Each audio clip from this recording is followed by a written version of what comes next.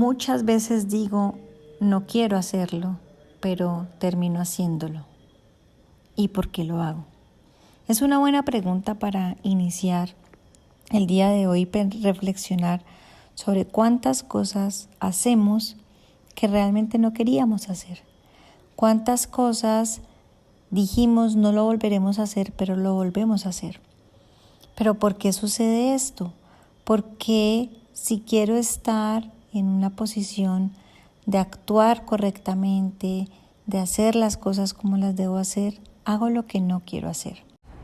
Quiero que me acompañes a Romanos 7:15.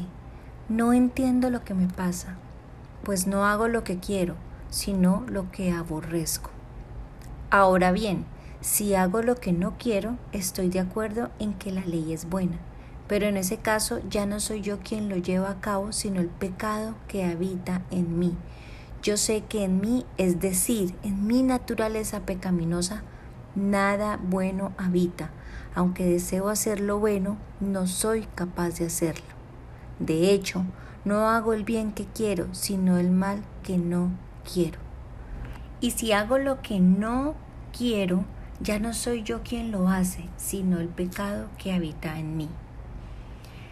En esta porción de la Biblia, como les conté en Romanos 7, del 15 al 20, podemos encontrar toda una situación de confrontación que tiene Pablo frente a lo que significa el pecado, porque el pecado está atada a la ley. La ley es la que nos indica qué debemos y qué no debemos hacer.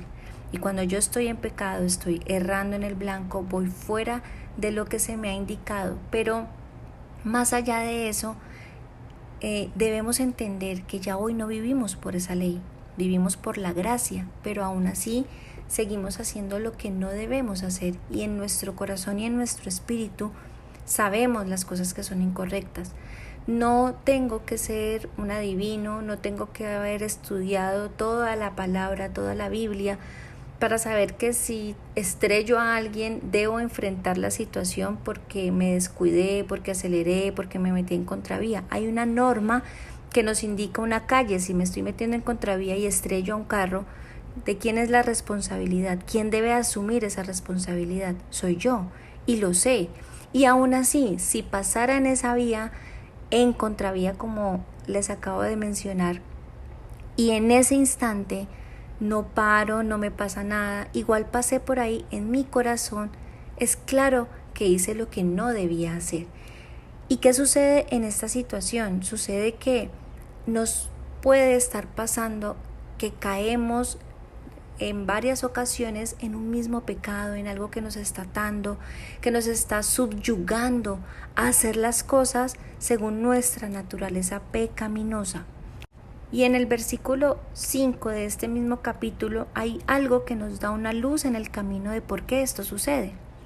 Dice así: porque cuando nuestra naturaleza pecaminosa aún nos dominaba, las malas pasiones que la ley nos despertaba actuaban en los miembros de nuestro cuerpo y dábamos fruto para muerte.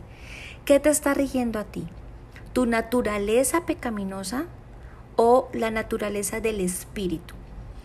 Quiero que este mensaje quede muy grabado en tu corazón, porque la naturaleza pecaminosa es todo lo que estás alimentando que satisface solo tus deseos, tu carne, tu necesidad, tu ego, que no va en voluntad con Dios, con su propósito y con lo que Él tiene para tu vida. Tu naturaleza pecaminosa no busca hacer el bien a otras personas, no busca hacer las cosas correctamente, decentemente. Tu naturaleza pecaminosa se alimenta de tus pasiones, de tu ego, de tu propio deseo. Y es aquí donde nosotros debemos empezar a fortalecer es el espíritu. ¿Y cómo fortalezco el espíritu? Hace poco vimos un mensaje en el que se hablaba de orar sin cesar, de qué significaba orar sin cesar, de estar todo el tiempo en nuestra mente, en nuestro corazón, meditando con Dios directamente, con su voluntad, con lo que Él está hablando a nuestro corazón, porque recuerden que Dios se comunica todo el tiempo con nosotros. Tenemos una Biblia, que es un libro en el cual podemos encontrar los decretos, los mandatos, podemos encontrar instrucciones, podemos encontrar claramente el corazón de Dios expuesto en ese libro. Pero nosotros tenemos una relación íntima con Dios, y la ley no se trata de cumplir las cosas que están en un libro o que alguien me está diciendo al pie de la letra. Porque ahí, cuando nos sometemos a eso, estamos sometiéndonos a la necesidad de seguir un libro, de seguir unas instrucciones, y yo debo aprender a someterme al Espíritu, lo que Dios te está diciendo que hagas frente a una situación. ¿Y cómo me doy cuenta de qué es lo que Dios está proponiendo, qué es ese rutero que Dios me está dando?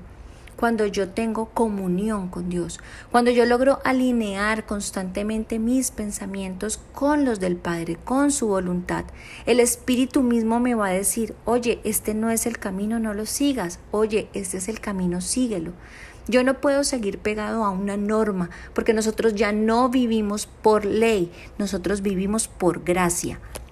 Y para que quede esto más claro, más adelante en el mismo capítulo, versículo 24, Pablo lo dice de la manera más natural posible: soy un pobre miserable.